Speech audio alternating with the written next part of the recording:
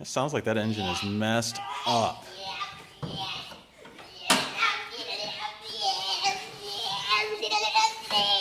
Yep, definitely a bad engine.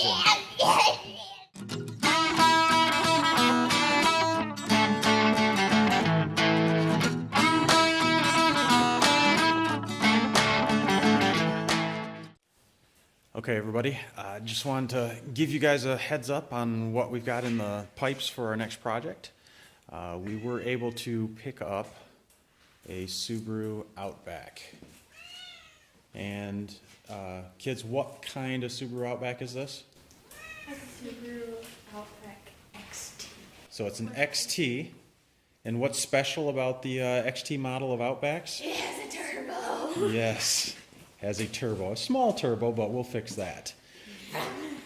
Yes. So, right now, the car does not have an engine in it. The engine was pulled before we picked it up. The engine is over here. And what kind of engine is this? It's a Subaru Outback GXT 4-cylinder. XT. Yep, and it's a flat 4. And it is an EJ257. So it's the STI motor. It has the dual overhead cams. It's turbocharged. This particular one has about 200,000 miles on it, so we are going to be going through the entire engine. So we'll be taking it down all the way to the bare block. We'll be taking the heads off. We're going to be replacing pretty much everything inside the engine. We're going to haven't decided whether we're going to put forged internals in it or not, just as a prep for, we overdo things all the time here. With the EJ257, we can probably get around 300 horsepower out of it just off of the stock bottom end. And this is going to be a daily driver, but we're going to make it a little bit of a saucy daily driver. SOS! So we want to make sure that we are prepping it appropriately so that when we get into the later stages of builds or any other power adders that we want to throw on it, that the internals of the engines can handle it. So we'll go ahead and show you around the car a little bit. So body is in pretty stinking good shape. I was unable to find any rust on it. The downside of it is that it was sitting out underneath some pine trees. So in various different areas it does have some moss growing on the car, which we're going to have to get taken care of. I'll probably just take it to an auto detailer once we get the car running again. Headlights are a little faded, but that's pretty common for these cars. Straight car. Beautiful big moonroof on it. This is the full-size one that goes into the back seat. Yeah. So. Oh, awesome. Woo. I want this car. Okay, so. The inside? Yep, we're gonna go on the inside here. Leather looks pretty good. The only thing that I found is this one spot right here where it's a little torn. Other than that, it looks like it was owned by a single person because the rest of the seats are pretty good. Unused. The only complaint that I have on this entire car is it's an automatic. Now that can be rectified at a later time. We can always get a 6MT out of an STI or something like that if we ever decide to put any big power to this thing so that we can handle it. Maybe switch over to a R180 rear diff at the same time. But it looks pretty good. The back of it's filled up with parts. This car was torn apart before we got it, so there's a lot of parts sitting in the back. It's hard to get into. Yeah, there's parts in the trunk here. You can again see where it's got that moss growing. Now it does come off, so I'm not too worried about it. Once we get this thing all detailed out, it will be a really beautiful car. Give it a new paint job.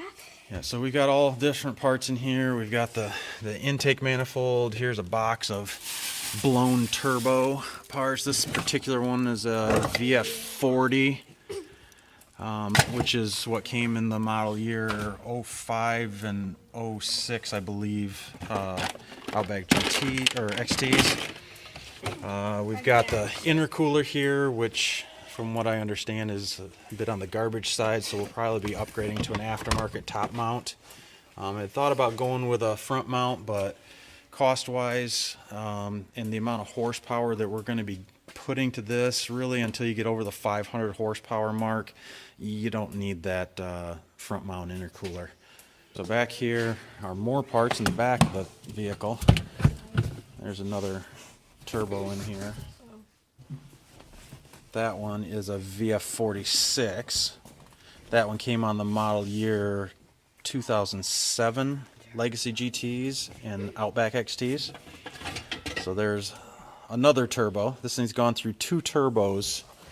So first thing we're going to do is we're going to start by cleaning out the back of the car, getting everything settled around the garage so that we can see what we still have, what we're going to need. Unfortunately, being that we didn't take the engine out, we aren't exactly positive where all the parts and pieces are, so we're going to have to look through everything and see what we have, what we don't have. I'm sure there's going to be a number of bolts and items that we're going to have to purchase since we don't know where they're at.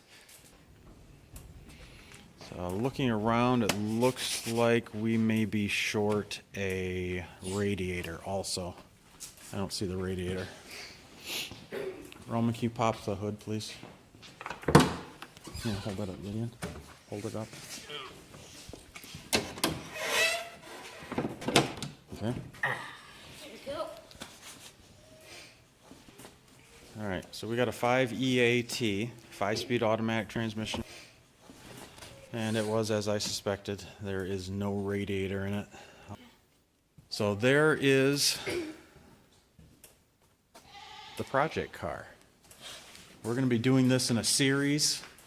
We're going to do a lot of in-depth work on this, so everyone will be able to see how we put everything together. Also be able to see specific things on how to do particular parts of an EJ257, so we're going to get in detail on the heads and the breakdown and everything. And you can probably hear in our background, we've got goats out back. 9 goats. They're yelling at us. We have 9 goats, but one of them... See, it even says goats. We have 9 goats, but we got a billy yesterday. That stinks. Okay. Room's in the driver's seat today. So the goal is to get this to be a really strong daily driver. Living in Michigan, it's going to be awesome having the all-wheel drive. We've had a number of Subarus before, and we love them to death. They're a great car, not too expensive to get some power out of, and safety. Very safe car. If you want to see how this build goes, subscribe down below.